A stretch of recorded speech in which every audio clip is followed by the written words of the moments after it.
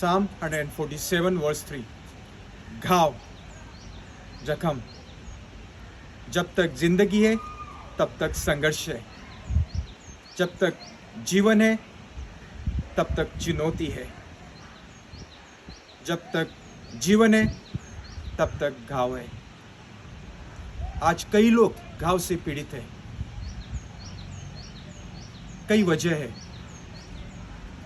तलाक होना, भरोसा टूटना, धोखा, विश्वासघात, रिश्तों का टूटना, दिल का टूटना, बेपनाह बेशर्त गहराई से हम जिसे प्यार करते थे उसे दूर होना, शब्दों की चोट। इस दुनिया में इंसान ऐसा प्राणी है, उसके दांत में नहीं, उसके बातों में जहर है।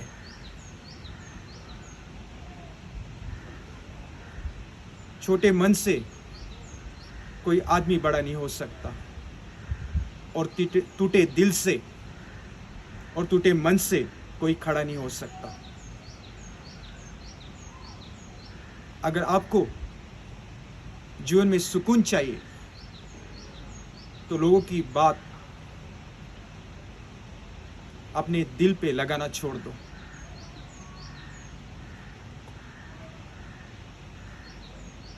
याद रखना, जब तक आपके जीवन में घाव है तब तक आप जीवन में आगे बढ़ नहीं सकते।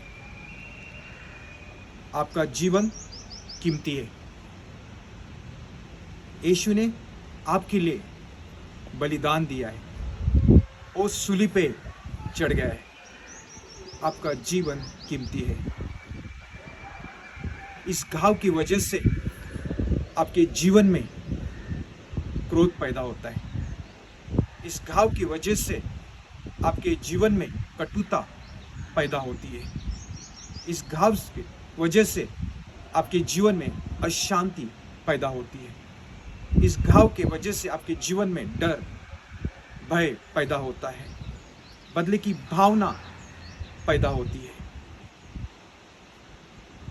ये घाव आपको अपने परिवार के और अपने परमेश्वर से दूर करता है।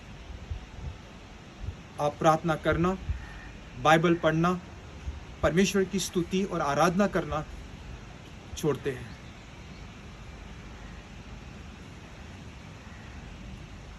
लोगों पर भरोसा मत रखना। अगर आपने लोगों पर भरोसा रखा तो वो आपकी कमजोरी बनेगी, लेकिन यीशु पर भरोसा रखोगे तो आपकी ताकत बनेगी। अय्यूब के जीवन में हम देखते हैं, जब अय्यूब ने अपने जीवन में सब कुछ खो दिया, तब उसकी पत्नी ने उसे कहा, अय्यूब, अब तू परमेश्वर को शाप दे और मर जा। इसका अर्थ तू सुसाइड कर ले, आत्महत्या कर ले। लेकिन अय्यूब ने कहा, मेरा ध्यान परमेश्वर के ऊपर है, लोगों के ऊपर नहीं है। हमारा ध्यान परमेश्वर के ऊपर होना चाहिए।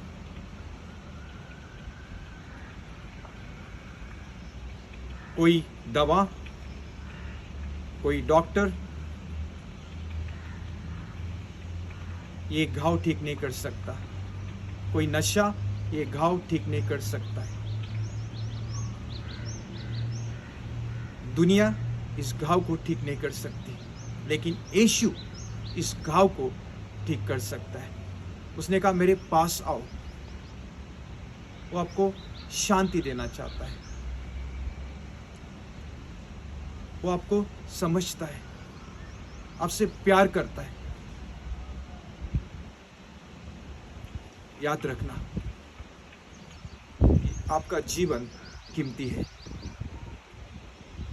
इस घाव के बारे में मैं 3 बातें आपसे कहना चाहता हूं। पहली बात,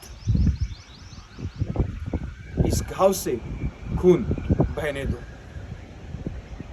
जो गंदा खून है इस घाव से बहने दो।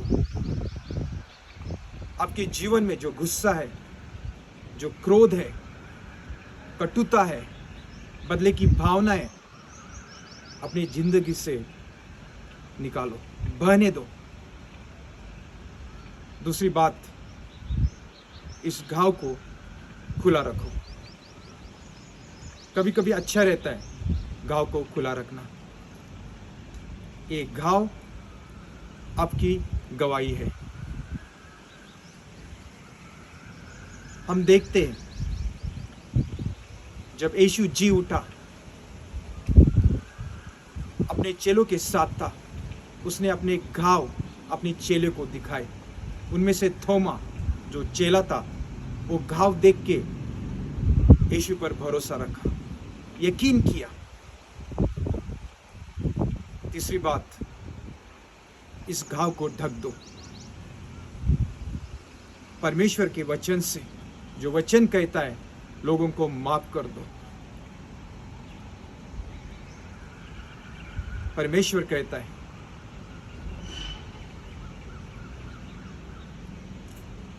सोते समय उसके पहले लोगों को माफ कर दो, तब मैं आप उठने से पहले मैं आपको माफ कर दूंगा। आपको कैसा पता होगा कि आपके घाव ठीक हुए या नहीं हुए?